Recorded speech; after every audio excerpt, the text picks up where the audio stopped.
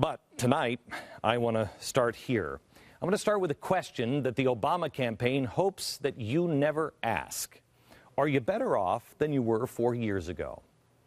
Well, judging by the folks at the Democratic Convention, you'd think that we were living in the land of milk and honey, where people are frolicking around with their free health care and contraceptives without a care in the world. Watch. On a personal level, would you say that you're better off now than you were 4 years ago? Yeah, I think 4 years ago we were at the abyss. Most definitely. Sure, I think we're obviously better off. Absolutely. Definitely. I mean, the trends are all there. I'm definitely better off. Ultimately, I think I am. Absolutely. Yes. Yes. Personally, I am. Absolutely.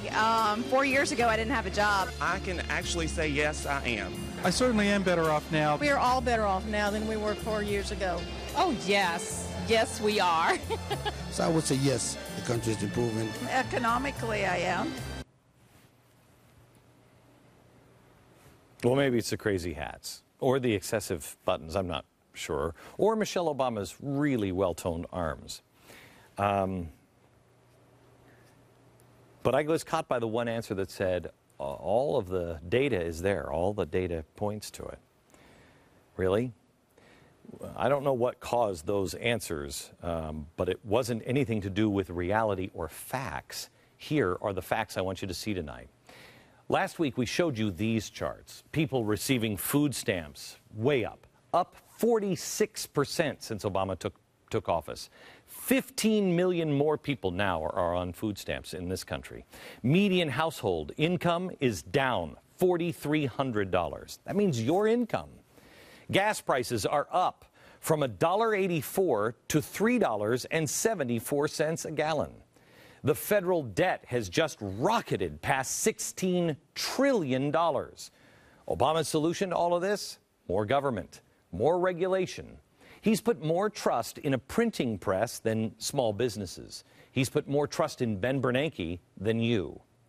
And he is selling America on an ideology that is a proven failure. His pitch?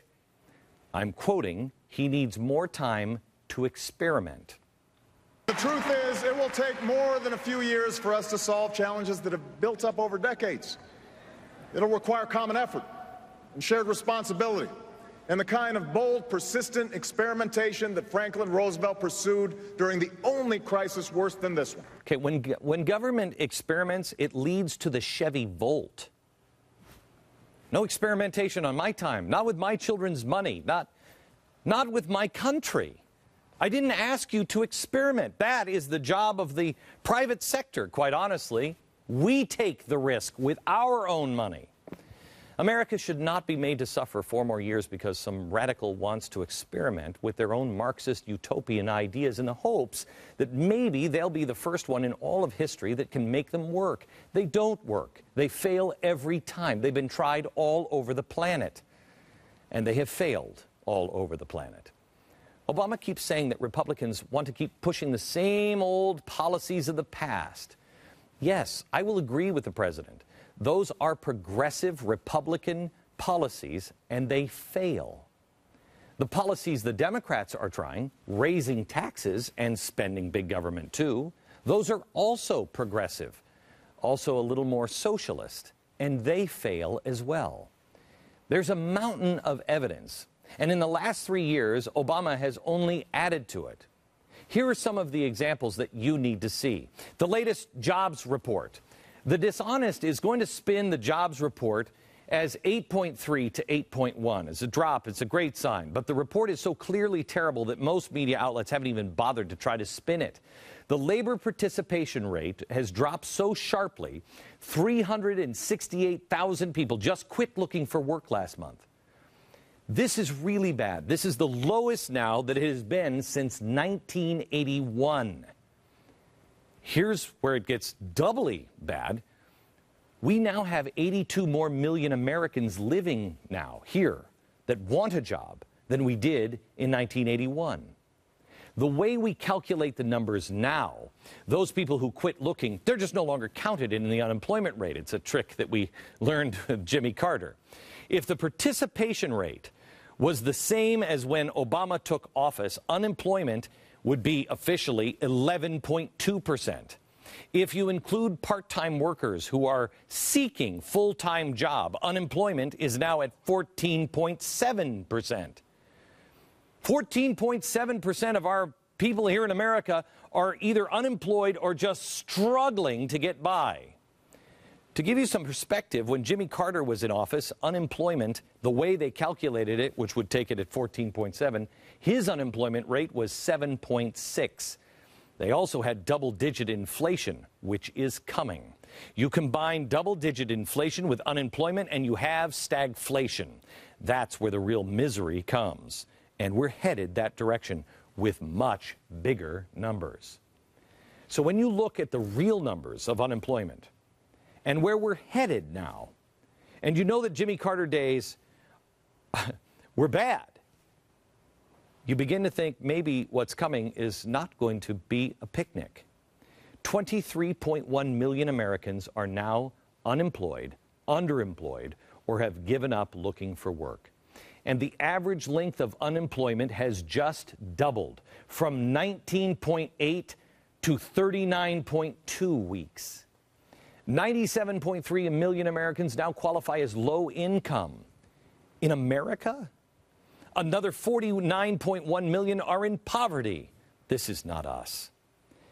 The average hourly wages are going now in the wrong direction. If you work paid by the hour, you're in trouble. Your pay has gone down and you know it. The average pay for self-employed Americans fell by $3,721. A key economic indicator, manufacturing, has been a drag now on the economy, dragging and declining for 3 straight months. And the sector just shed 15,000 jobs, and that was in 1 month. And over the last year, or 4 years since Obama took office, they have lost over 500,000 jobs. What are we building anymore? This is happening despite all of the shovel-ready jobs meant to create construction jobs, fixing our nation's crumbling infrastructure, right? We have crumbling infrastructure. The government runs to the aid. Well, over 1 million construction jobs have been lost since 2009. How is that possible when you have one client spending $1 trillion to get construction going again? Under Obama's watch, the velocity of money has plunged to a post-World War II low.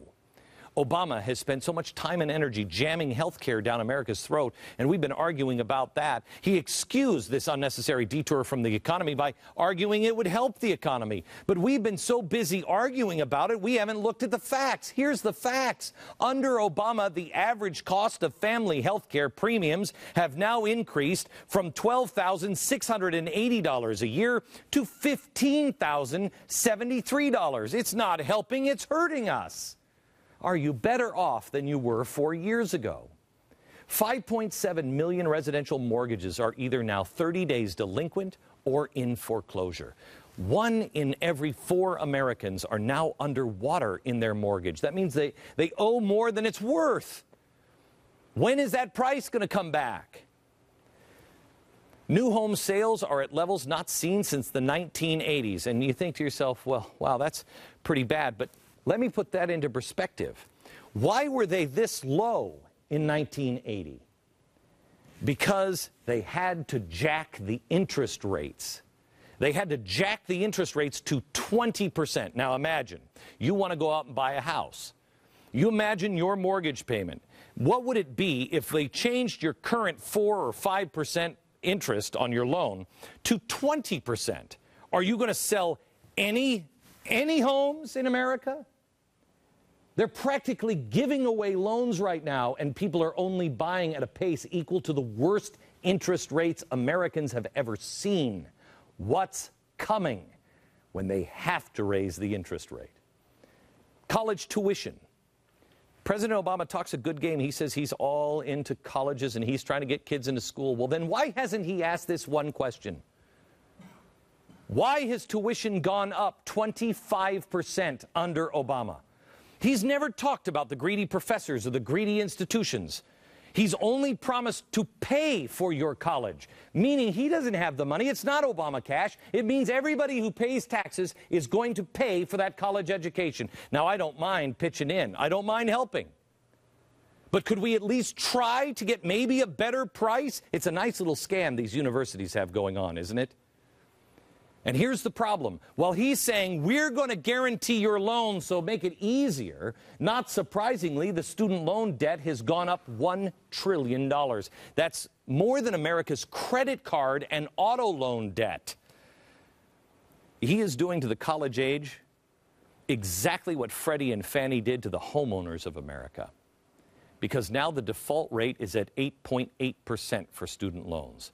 But that's only because government only measures those who are in default within 2 years. They're doing it so they can play with the numbers. If you count anyone who's in default of their government-sponsored loan after 2 years, the default rate is 17%. And the Department of Education predicts the default rate could reach as high as 49%. Who's going to pay those loans?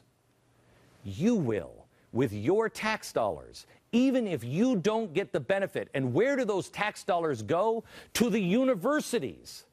Please. The kids are now coming out of school without a job, and they have a mountain of debt to pay off.